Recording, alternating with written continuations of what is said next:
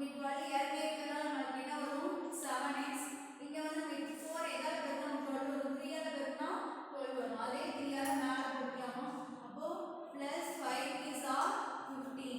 இப்போ நமக்கு இந்த எக்ஸை மட்டும் நமக்கு வச்சு மற்ற எல்லாம் கவுண்ட் பண்ணிடலாம். அப்போ 1 minus x equal to 7x plus 15 divided by 3 அந்த பக்கம் போச்சுன்னா into 3 போகுமா divided by 12 கேன்சல் பண்ணலாம். 1 3 4 12. இந்த எக்ஸை மட்டும் நம்ம வச்சுக்கோங்க.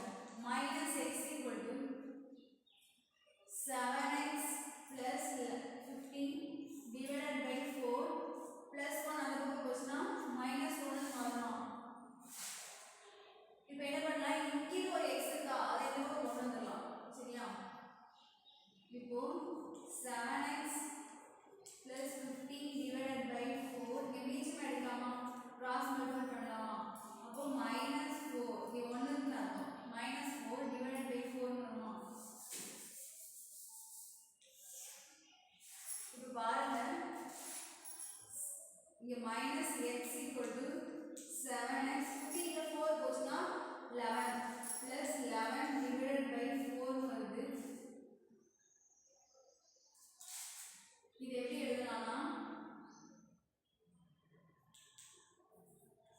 7x by 4 plus 11 by 4 எழுதலாமா? minus x. இப்போ நம்ம x இந்த பக்கம் கொண்டு வந்துடலாம். minus x minus 7x by 4 வருமா? equal to 11 by 4. இப்போ இதுக்கு மீச்சம் எடுத்தா என்ன வரும்? 4 இங்கே கிராஸ் மல்டிப்ளை பண்ணுங்க. இப்போ minus 4x minus 7x equal to 11 by 4.